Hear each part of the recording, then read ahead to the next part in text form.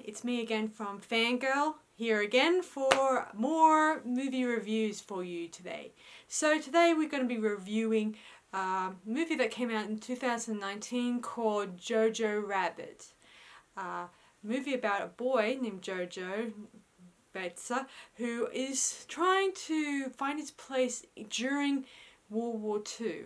And his best friend is none other than Hitler, who is like his imaginary friend and tries to get him to a lot of very big trouble every now and then by like in one scene he kind of takes up a grenade and then ends up in hospital by blowing himself to pieces. No, not that. I'm not kidding, guys. He doesn't blow himself to pieces. So I'll dive into the story for you guys. So the story begins. We meet Jojo Betzler, a boy, 10 years old, who is reciting to himself his own code of conduct about how he's going to be a strong, all-round German soldier when he grows up and all that stuff. But, of course, when he goes to the Hitler Youth group, a special group made for boys who are sort of a Boy Scout group, but instead of tying knots and doing other scout stuff, he's actually assigned to do book burnings, digging trenches, and sort of identifying what Jews look like. Of course, in their cut, it's guided by a leading general captain guy named Captain K, and his second Freddie, and this lady named Rudenheim, who is a female, cadet who is very encouraging but very weird, and has many conspiracy theories about the Jewish race in a not flattering way. Anyway, so they also, aside from Jojo's best friend, whose imaginary friend Hitler, he also has his best friend Yorkie, a little fat little boy, but he's very clumsy, and he's also believes that what they're doing is pretty much all good for Germany. Unfortunately, they continue believing the lies that the Hitler Youth have been told, thinking that Jewish race are a bunch of demons and stuff, and all the time Jojo dreams of becoming part of Hitler's private army and stuff like that. Anyway, one day when they were in Hitler Youth, a bunch of boys start picking on Jojo for being a coward, and they even give him a rabbit and tell him to kill it, which Jojo looks doubtful, like he never killed anyone. He's always running away from some of the fighting that they get down to in the Hitler Youth. And when Jojo is pressed by and taunted by the rest of the boys in his group, telling him to kill the rabbit, stuff like that, he tries to shoo the rabbit away as best he could, but then the leading boy, bully, takes up the rabbit and snaps its neck, and killing it, which is not really nice. Then they start taunting Jojo again, saying, "You're Jojo Rabbit, Jojo Rabbit." This upsets dear old Jojo, and he heads into the woods, where his imaginary friend Hitler tells him about how the rabbit is considered very brave, and how it would collect carrots for his family and his country and stuff like that. Of course, Jojo finds this encouraging, and him and Hitler run back to the group, and all the time Jojo is yelling, "Jojo Rabbit, be the rabbit," he calls himself. He then grabs a grenade that Captain K is about to demonstrate with a bunch of youths, about throwing a grenade, and when Jojo throws it, it ends up bouncing off a tree and falls against one of his feet. And oh dear, and we get a huge bang, and then we find out Jojo is going to be taken to hospital. There he gets a limp, his leg, and some scars on his face, and his mother tells him that at least you're alive and well and stuff like that, and there's no reason to cry about it. Of course, Jojo sees this as an end to his military career of being part of Hitler's private army and stuff. Of course, his mother says, you're fine as you are. Shrug it off. Take it like a man, whatever. And so, anyway, Jojo he feels like he looks like a monster and stuff like that. But then with his encouraging mother, she takes him to the Hitler Youth group, where Captain K has been reassigned to an office job, obviously. So he's assigned to the Hitler Youth office, so he's no longer doing what he currently did previously. Anyway, so he assigns Jojo to distribute posters and and distribute letters to get people to take part in the war effort. Of course, he also is assigned to do other jobs here and there, including walking the clones, of course. In the streets, when he's posting up posters, he sees his mother Rosie, that's her name, Rosie, and sees that there is a gallows there where we see a few people who are just being hanged. And he asked his mother what they did, and all she could say was all they could do. We then cross over to Jojo's home, where Jojo lives with his mother. His father is fighting the war, according to his mother, and his sister Inga, who had previously died, whom we don't know what became of her, obviously. Sad, really. He then hears something upstairs from Inga's room, so he heads up there, and he's in her room, and he sees in the wall some scratches on the floor, like someone has been opening and closing a door in the wall. He then takes his little special knife and cuts it open, and then he enters. There he discovers a dirty little Jewish girl named Elsa, and he freaks out and he starts running, and he kind of falls because of his limp leg, and then Elsa eventually appears and takes his knife and tells him that not to run or to tell the Gestapo for good reason, because if he tells on her, she will tell on them, saying they helped her out, and they would likely be either executed for helping a Jewish person. So she heads back up there, and here we see Jojo talking to imaginary Hitler about what to do.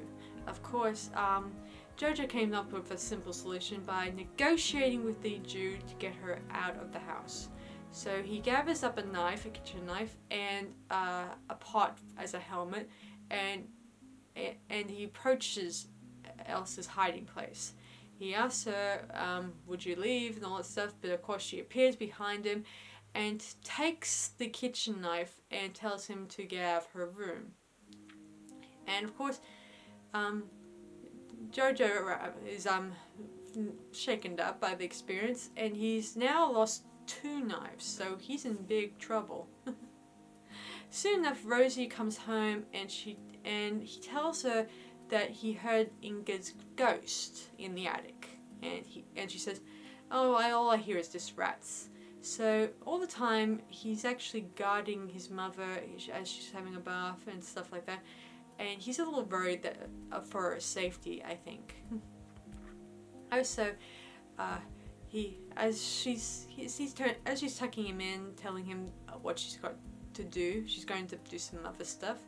So he turns in, and we watch as Rosie goes up to the secret room where Elsa is, and she tells him that to keep the noise down to a minimal, because if her son discovers her, he most likely will tell the Captain K or Freddy, and she would be taken away to the to the Jewish camps and get killed and stuff.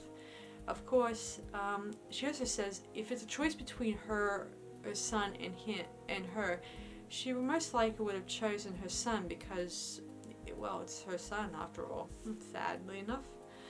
So anyway, she understands that, and she also tells her that Elsa tells Rosie that it's pointless because they're losing the war, or she thinks they're losing. But Rosie says not to give in and to continue the fights and stuff like that. She also tells her that the Allied troops are continuing to fight really hard and they are kind of winning along the way. Also, Jojo approaches Captain K and Freddy about the how to work out who's a Jew and stuff. Of course, Captain Cake doesn't know how to identify a Jew. He thinks aside from the weird hats, he doesn't know how you can identify a Jew. And it says someone should go out there and make a book about this sort of thing, to spot a Jew sort of thing. So it sort of gives Jojo the idea to go and ask Elsa a bit about her background and her Jewish background. So he goes to her room and says that they're at a stalemate and neither one of them wants to get killed, neither one of them wants to dob on the other, and therefore they have no other choice but to trust one another. So she asks her a few questions about her people, and he says, she tells him that they're allergic to food, bread, cheese, meat, stuff like that, and also biscuits, because she tells him that those things will kill him instantly.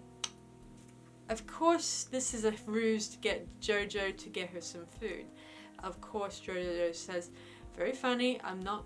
This is just a ruse for you to give you food and stuff like that."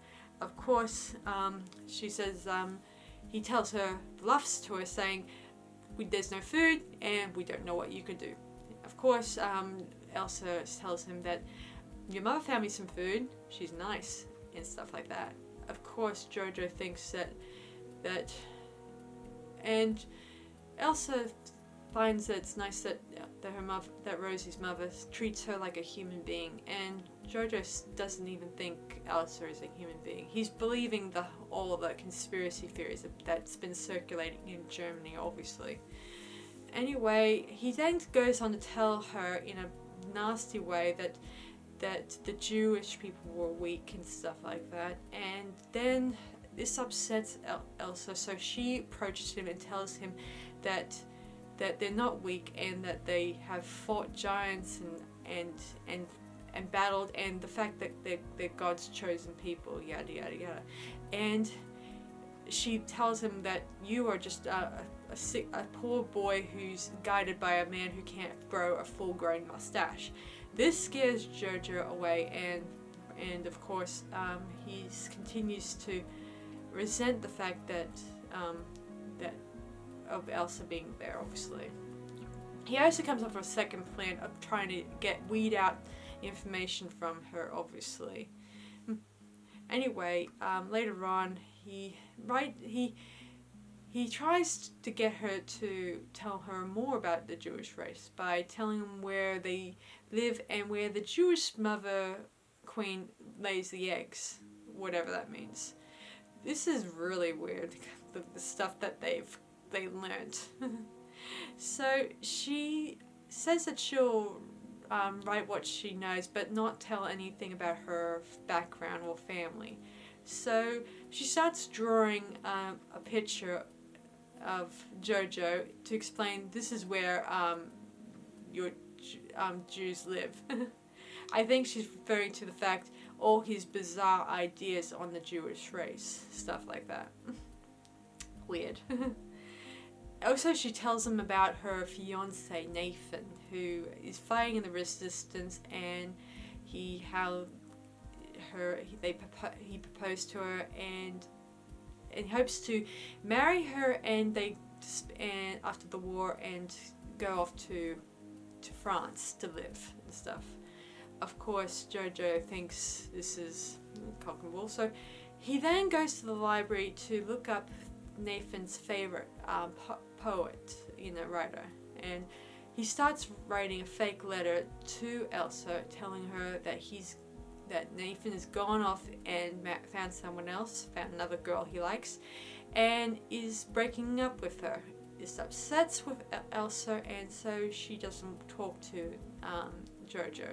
Jojo sees this, he upsets Elsa so much, so he writes a second letter telling her he's sorry for the nasty things he said, and he doesn't want to break up with her and stuff like that. And he wishes that one day they'll get married, and even though he's unemployed, he'll provide for her and look after her.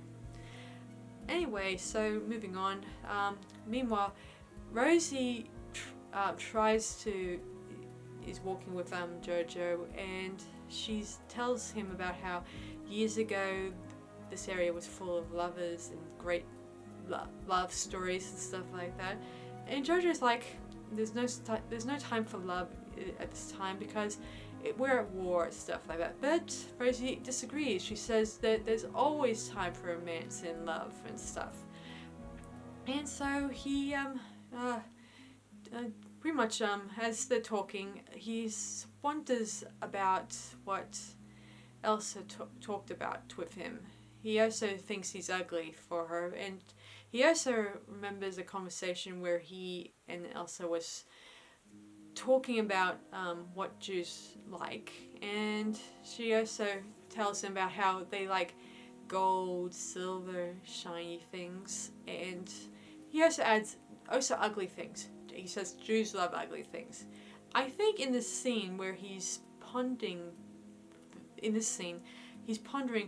if Jews think like ugly things, does this mean Elsa likes me?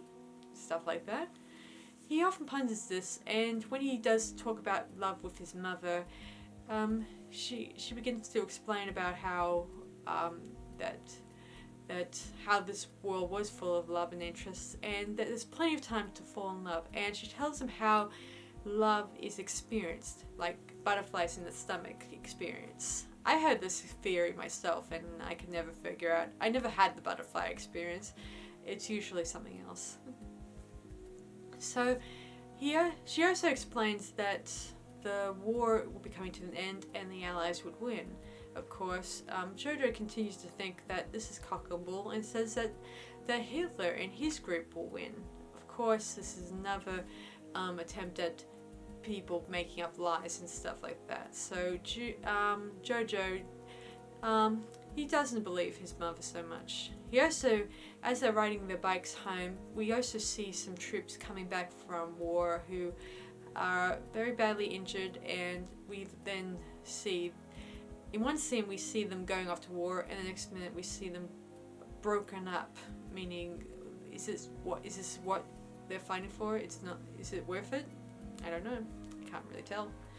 Soon enough, Jojo returns to Elsa, and there they talk a little bit more about this stuff, and she asks him, he asks her about how ugly he was, and Elsa says, if you like, I can kiss you. And of course Jojo doesn't feel like they're friends.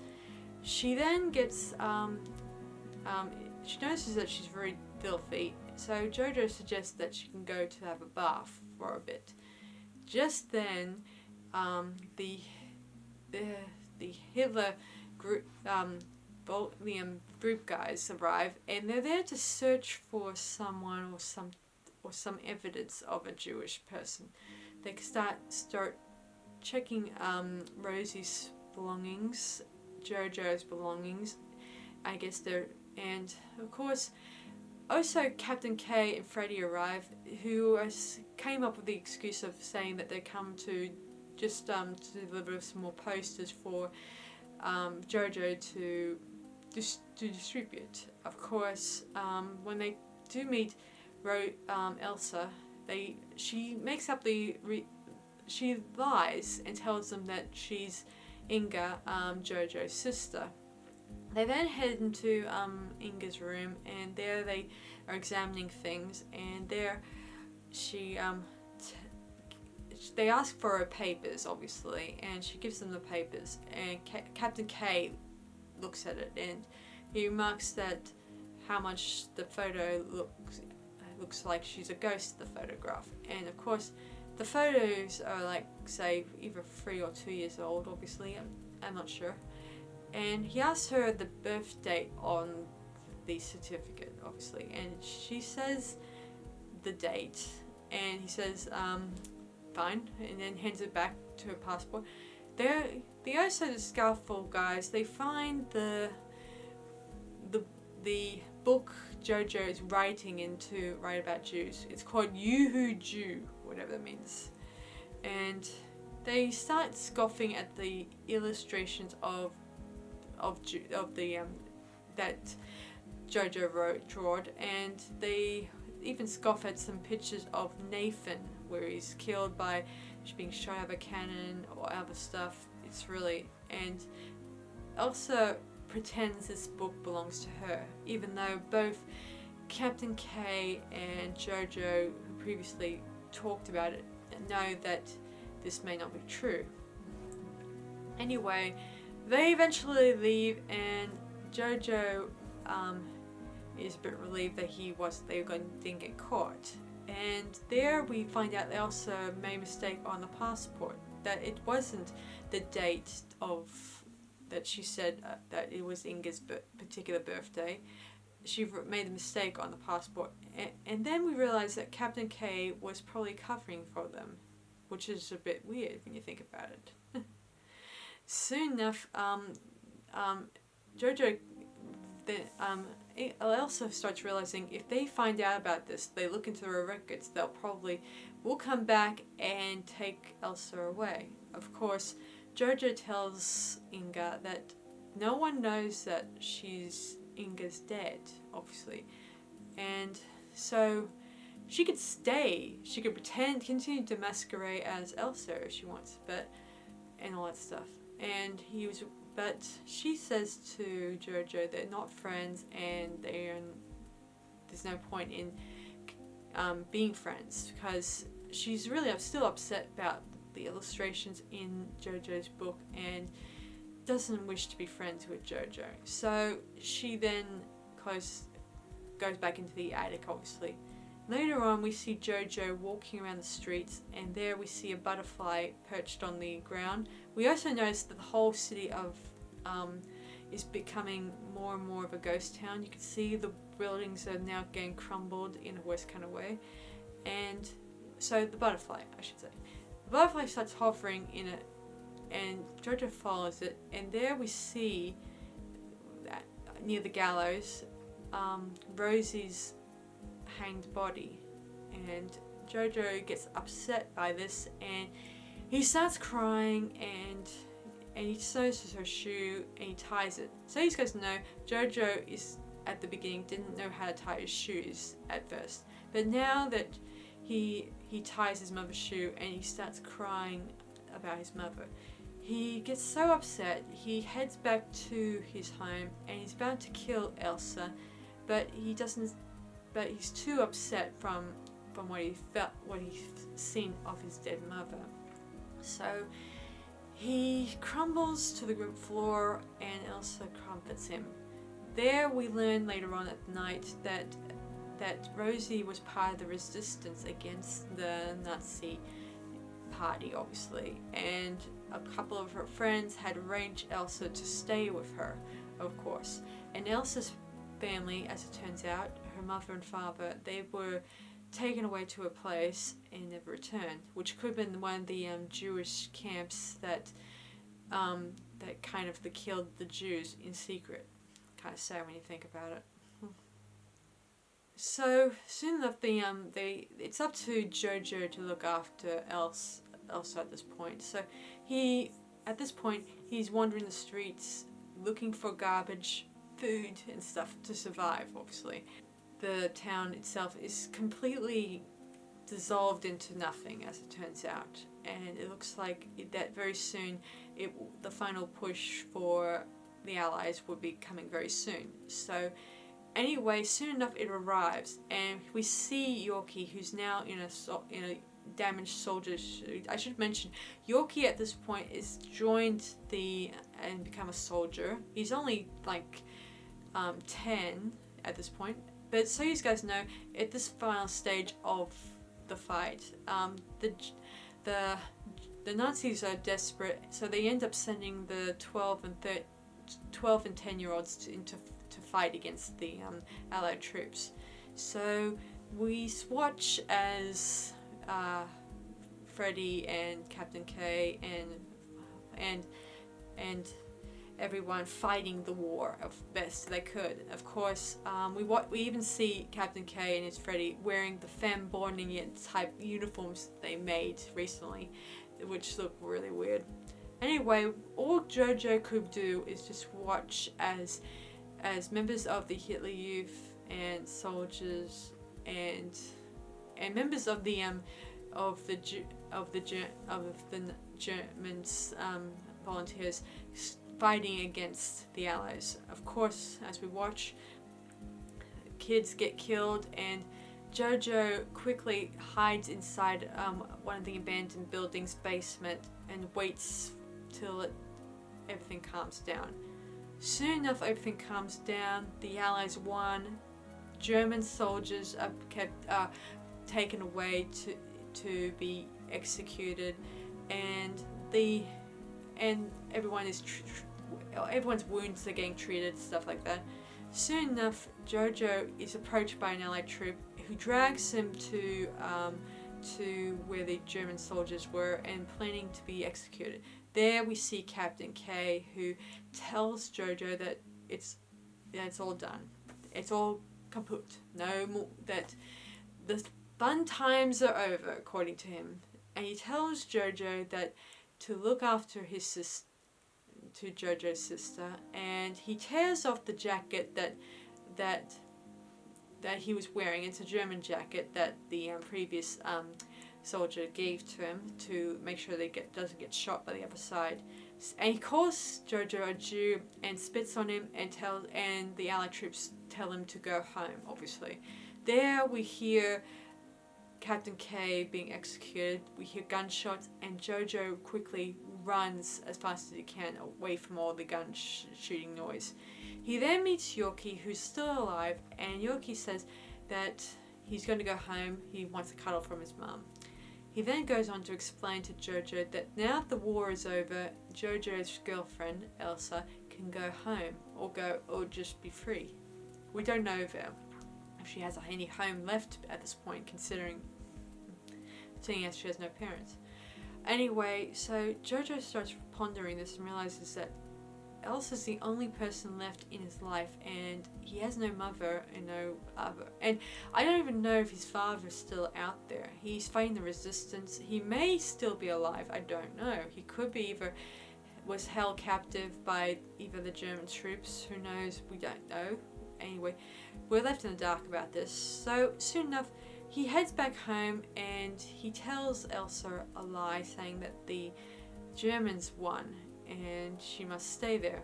He then looks over at the book, is the Jew book he'd been writing, and looked at the pictures of the Jewish pictures. He also drawed a picture of his mother and him riding bikes, and we also notice another picture there of him looking at a rabbit in a cage. And this is where we start wondering, is the rabbit represents Elsa?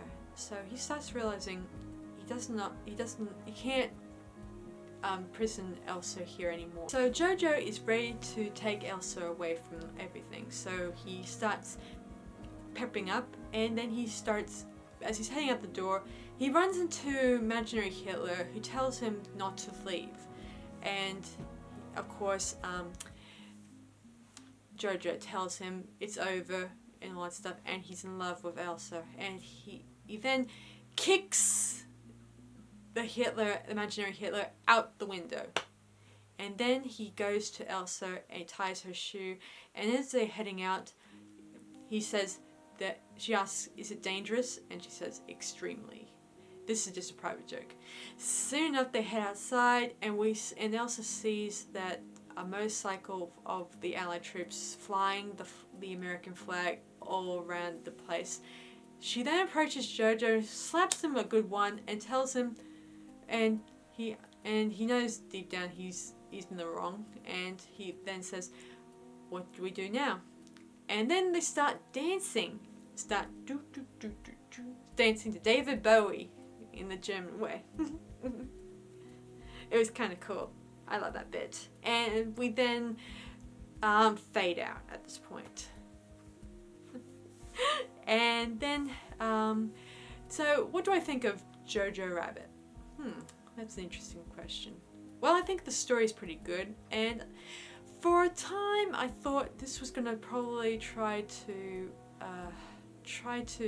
make out that Hitler is not a bad guy at one point, but no. I mean, it was more of a priority type movie where it just it's from a boy's perspective on what he thought of the whole Hitler regime, even though he kind of romanticizes the fact that the Hitler is not all that bad. But of course, we soon learned that Hitler was not an okay person. Also, in this, I should mention, in the scene when they were doing the final stand against the soldiers, that Jojo learns that from his friend Yorkie that Hitler blew his brains out, which we later learn in history that we're not sure if really this was really happened. I've heard evidence that Hitler didn't shoot himself, that he actually the body of Hitler's, who that was sort of cremated, according, is actually a woman. They found the skull, and they either think it's either his wife, or maybe someone just dressed up a woman in Hitler's uniform and just threw her on the fire. And Hitler, like all the general soldiers and captains who fled at the last minute, head to South Africa, and we don't know what became of them, according to historic documents. According to history, that's what happened to most of the generals and the captains who didn't stick around that long to watch the whole Nazi regime coming to an end.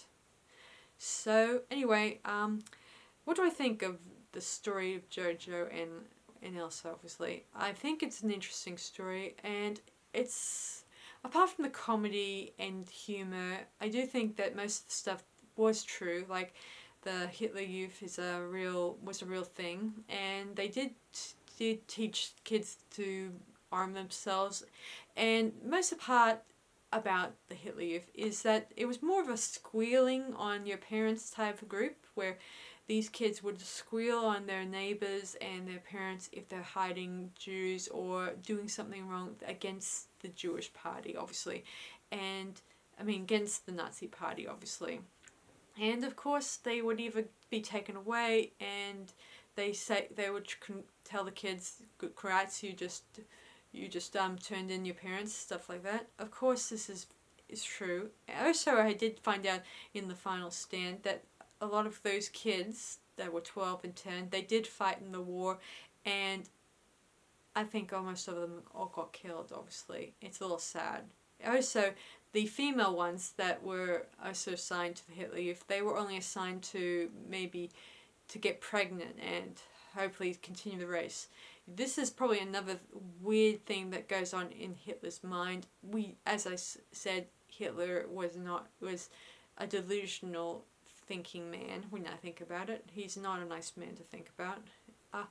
I will say that the movie does reveal some real historic facts about what happened in World War II, like with the Hitler Youth, and a little bit of what happened with what may have happened with some of the Jewish people. Like, they were either hidden away in Germany by German families who disagreed about the whole German war effort.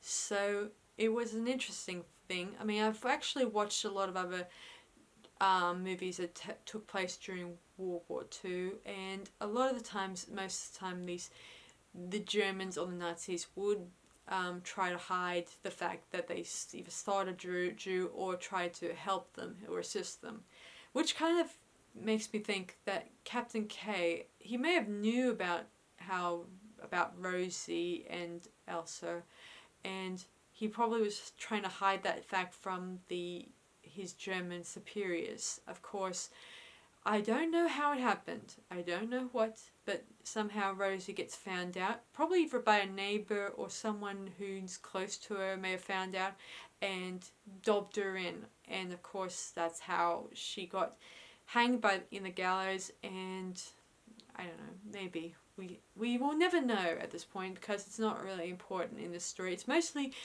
the relationship between Jojo and Elsa, and Jojo starting to learn about how he has been fooled by, like so many other Hitler Youths in the Hitler Youth, who were fooled that they were fighting for their country when they actually were fighting for the wrong reasons, and end up dying in the process. Some of those poor kids.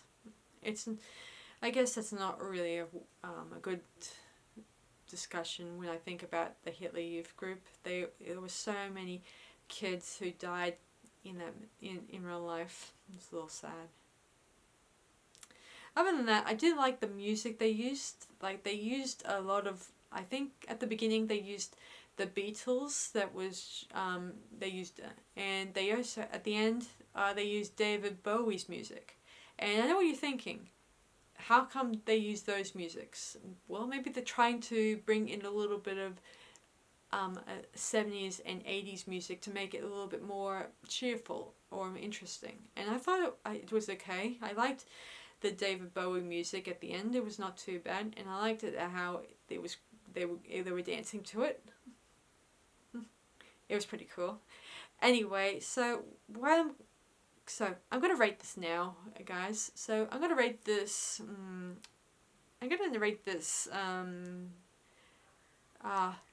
5 out of 5. That's how I feel. So anyway, so I hope you guys enjoyed this review, and I hope you guys may check out Jojo Rabbit later on. Okay, that's about it for me, guys. So I'll see you guys for my next movie review, and I hope I see you guys then. Bye for now.